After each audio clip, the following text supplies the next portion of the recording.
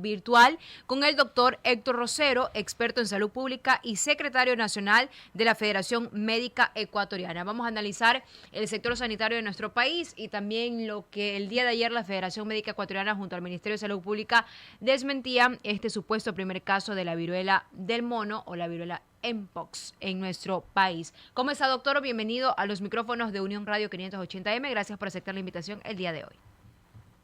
¿Cómo está? Muy buenos días a todos. Presto para cualquier inquietud de ustedes, ¿no? A la orden. Doctor, ¿qué ocurrió el día de ayer? Se viralizaron varias imágenes en las redes sociales sobre la supuesta divulgación de un primer caso de viruela del mono en nuestro país. Se ha indicado que no es actual la foto, que no es actual el caso, pero sin embargo debemos estar a la expectativa de esta emergencia de salud que lo decretó la misma OMS. Efectivamente, como usted lo indica, el 16 de agosto se decretó una alerta mundial por la presencia de una variante nueva de Mpox en la República Democrática de Congo.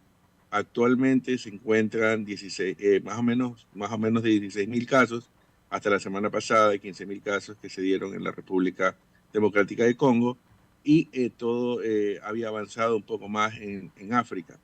Realmente en nuestro país tuvimos un brote como a nivel mundial, igual como en las provincias, perdón, en los países vecinos como Colombia y Perú. Ha habido casos importantes de Mpox, ¿ya? Pero no ha habido casos en la nueva variante. Realmente hasta el momento no se ha determinado que los casos hayan sido casos nuevos, sino casos que hemos tenido durante mucho tiempo en baja escala, ya que la forma de transmisibilidad no es la vía olfatoria, inhalatoria o aérea. Doctor, entonces hasta el momento no tenemos ningún caso de contagio, pero en la emergencia anterior, por decirlo así, sí se reportaron contagios en nuestro país. Así es, tuvimos un brote en el año 2022, actualmente se mantienen los casos de la clásica Mpox, ¿ya? No la nueva variante. Eso es lo que indica el Ministerio de Salud en un reporte que lo ha hecho el día de ayer, que indica que hay un paciente de 34 años, masculino, en donde el tratamiento, la evolución ha sido muy favorable y que se presenta un caso clásico de Mpox, ¿no? No una nueva variante como la que se presentó, la Clado 1B, que es la que está actualmente produciendo el nivel de contagios alto a nivel del mundo, ¿no? Doctor Héctor Rosero, experto en salud pública y secretario nacional de la Federación Médica Ecuatoriana. Muchísimas gracias por aceptar esta entrevista en un tema tan importante que ha causado preocupación, ha causado revuelo internacional y también nacional luego de lo que el ICET dio a conocer el día de ayer, unas imágenes que ya usted está mencionando de qué se trató. Esa variante, Sí, doctor, sí, le escucho. esa variante anterior, la que ya Ecuador la vivió con los casos que existieron, quizás no fueron muy sonados y pasaron desapercibidos en lo personal, eso es lo que tengo como apreciación. Pero ¿cómo se traslada este virus? ¿Es parte de la viruela que hemos tenido nosotros cuando éramos niños, que, no sé, de alguna forma se exponencialmente sus síntomas son mayores? ¿Cómo diferenciarlas? ¿Cómo llega al país? ¿Como el COVID, pregunto yo? ¿O es que, disculpen mi ignorancia, o está en el ambiente? ¿O cómo llega, cómo se transmite esta viruela del mono, doctor Rosero? Sí, gracias. La viruela del mono es por contacto directo a través de lesiones. Principalmente se presentan lesiones costras a nivel de la cara, de las extremidades superiores, luego se generaliza hacia toda la economía humana. Estas lesiones van a presentar fluidos y a través de los fluidos se puede hacer el contagio. También está el contacto a través de secreciones, o sea, besos, caricias profundas, en este caso, y contacto sexual, ¿no? Tenemos que tener mucho cuidado principalmente con los pacientes inmunocomprometidos.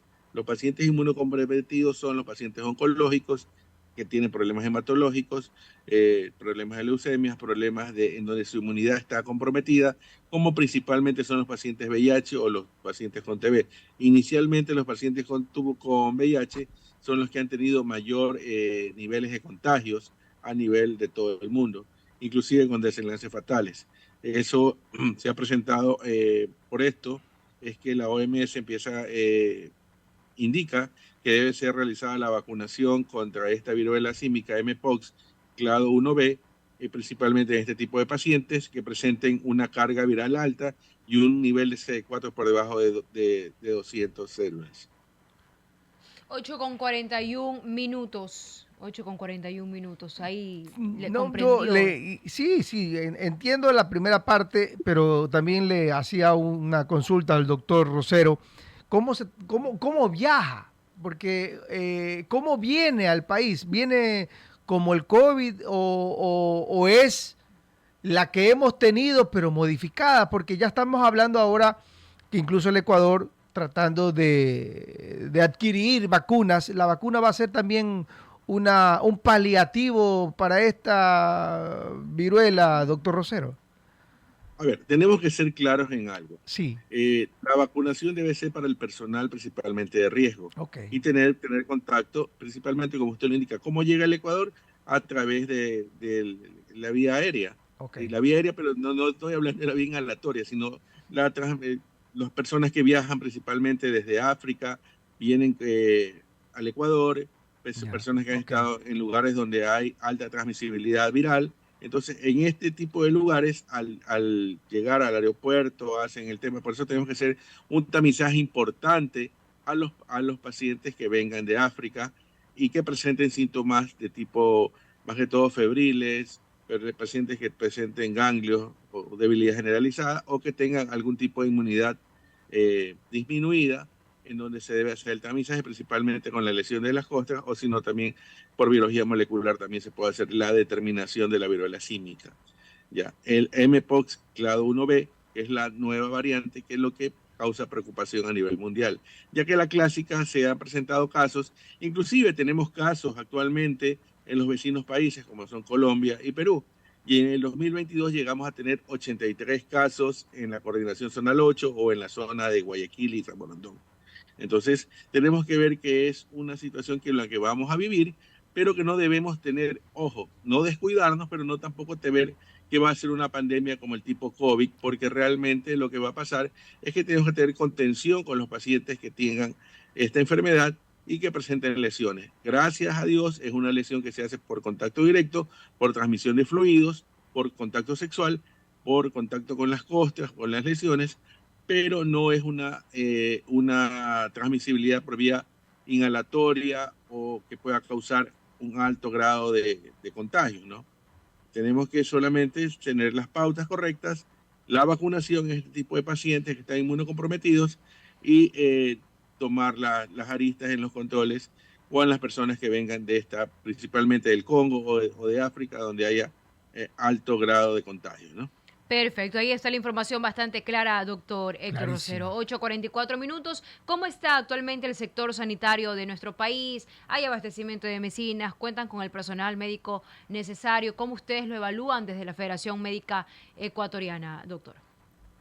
Sí, algo que me olvidaba en el tema que terminamos es que actualmente el Hospital de Infectología realizó una vacunación para 100 pacientes con CD4, con VIH, para prevención de esto, ¿no? Lo que tiene que hacer el país es adquirir una mayor cantidad de vacunas para este grupo, especialmente de pacientes que tengan problemas hematológicos, oncológicos o pacientes que tengan VIH, para prevenir que no haya desenlaces fatales, ¿no?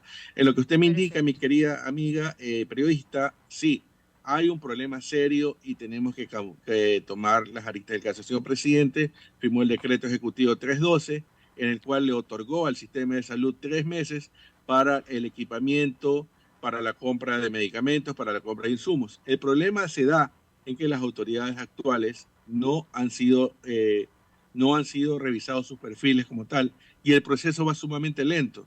Tenemos que tener personal capacitado en gerencia administrativa que lleven los procesos de compras públicas, que sean transparentes y honestos para que haya la adecuada provisión de medicamentos e insumos. Ya en el momento no la hay. Tenemos en la zona 8 un nivel de abastecimiento muy bajo, muy bajo, y a nivel de país está generalizado el mismo tema. Segundo, el tema de lo que es el equipo de diagnóstico, rayos X, tomógrafos, resonadores, la mayoría están averiados y no creo que cumpla porque el Ministerio de Salud está indicando, de acuerdo el nivel de proyección que hace, que va a entregar en noviembre la refacción o lo que ha llegado, cuando tenemos que ser que el presidente dijo hasta el mes de 26 de septiembre se acaba el plazo de los 3 meses que otorgó el primer mandatario en el Ecuador, que resuelve, pero no estamos resolviendo. 8:46 minutos. ¿Y cuándo se emitió este decreto, doctor? Usted dice es un plazo de 3 meses. ¿Cuánto tiempo ha pasado? Y prácticamente usted ha indicado que no se ha cumplido ese decreto. O sea, el decreto da el plazo máximo 3 meses. ¿Cuándo se lo emitió? Si el decreto fue firmado, se lo emitió el 26 de junio, estamos hablando que el 26 de agosto, 26 de septiembre debe ser la fecha máxima donde debe cumplirse. Aparte que los médicos del país estamos totalmente en apoyo de nuestros pacientes. Nosotros tenemos que mejorar el abastecimiento. No puede ser posible que en el hospital del Guasmo no haya un esterilizador y tengan que traer los paquetes quirúrgicos del hospital Monte Sinaí porque está dañado hace mucho tiempo y no hay quien lo revise, quien lo haga. Imagínense, para las cirugías están reprogramadas y tenemos que esperar los paquetes quirúrgicos que lo esterilicen en otro hospital y lo traigan a los... Estamos regresando a la época, qué sé yo, antes del 1950, donde teníamos que esterilizar en un lado y traerlo a otro lado. Eso no se puede dar en este país y en el Ecuador que resuelve tampoco debe darse. Tenemos que tener un adecuado nivel de abastecimiento para nuestra población que necesita paliar sus enfermedades. Mire el problema que está ahorita con el tema de las dializadoras, que no les pagan. Ustedes saben qué va a pasar con esos pacientes si es que no reciben sus 3 diálisis semanales, no que van a recibir 2. Actualmente indica el gobierno que el Ministerio de Salud que va a hacer un pago de 11 millones a las dializadoras. Pero hay dializadoras grandes, dializadoras pequeñas, grupos empresariales. Tiene que ser en total porque los insuficientes renales no son solamente de un grupo, son de todos los grupos que necesitan. Y lastimosamente esto tenemos que decirlo, porque si un paciente renal no recibe adecuadamente sus 3 diálisis semanales, se va a deteriorar y en diciembre vamos a tener una alta mortalidad. ¿Y a quién le vamos a echar la culpa? No creo que al Ecuador que resuelve quiere tener esa mortalidad en su espalda, ¿no? Doctor, ¿y no han tenido un acercamiento con el ministro de Salud? ¿Han dialogado? ¿Se han reunido? Hemos reunido, el problema es la falta de recursos. O sea, yo no tengo ningún compromiso con ninguna empresa dializadora, ni tampoco con ninguna proveedora de servicios de salud, pero ellos están impagos. Es como cuando usted no le paga a alguien, por más que usted quiera seguir atendiendo pacientes, ¿cómo lo va a hacer si no tiene cómo pagar a los empleados, no tiene cómo generar las compras de los insumos, no tiene cómo hacer el tema de mantenimiento de los equipos, si no recibe su sueldo de lo que el trabajo que ha hecho atendiendo pacientes, ¿cómo lo va a hacer? Entonces tenemos que cumplir con las obligaciones que tenemos que hacer para poder hacerlo. Realmente la capacidad de diálisis del Ministerio de Salud es muy baja. Creo que iniciaron una unidad en el hospital de Durán, refaccionando el tema del hospital Guayaquil, pero tenemos también una baja situación de lo que es el diagnóstico a través de los equipos. Usted se puede imaginar que ni en el hospital universitario ginecostétrico no vale el resonador, no vale el tomógrafo, y recién vamos a ver qué es lo que está pasando en 3 meses. En Hospital Guayaquil, tenemos solamente el Hospital Monte Sinaí y el Hospital de Durán, que son los que tienen algo de equipamiento funcionando. El resto está en mantenimiento y no se ve visualización de poder resolver los problemas. Tenemos que ser proclives y tenemos que tener autoridades. Si ya las autoridades que están al momento gerenciando han fallado, obviamente tienen que poner los mejores hombres, las mejores mujeres que vayan a tener el conocimiento de gerencia hospitalaria, que vayan a tratar de solucionar los temas. No solamente es la falta de recursos, a veces también es la falta de gestión. ¿Ya? Que vayan las mejores personas en compras públicas, que vayan las mejores personas en lo que es la determinante de la parte administrativa, que a veces eso hace que no se generen las cosas. Hay hospitales que tienen recursos, pero no los usan. Y hay hospitales que no tienen recursos y lastimosamente sí tienen buenas autoridades.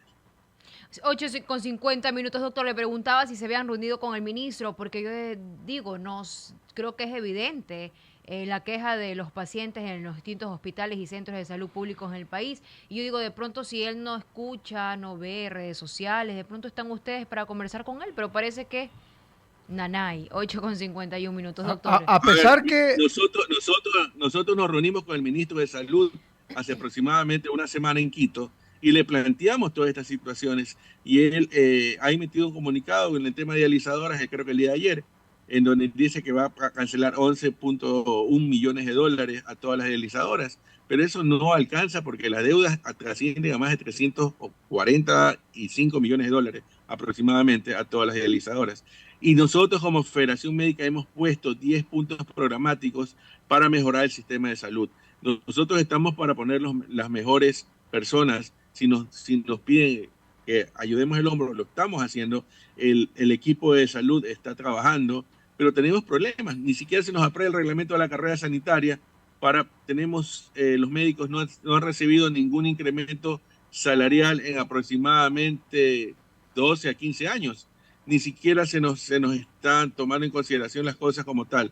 Entonces vamos caminando hacia adelante, vamos viendo cómo mejorar el sistema de salud, pero eso es con el esfuerzo de todos. Perfecto. 8 de la mañana, 52 minutos. Le queremos agradecer, doctor Rosero, por su disposición, su predisposición en atender esta entrevista y dándonos las explicaciones que son necesarias en estos momentos, doctor Rosero. Gracias, doctor. A ustedes, muchas gracias y que tengan un bendecido día. Igual, fabuloso día. 8 de la mañana, 52.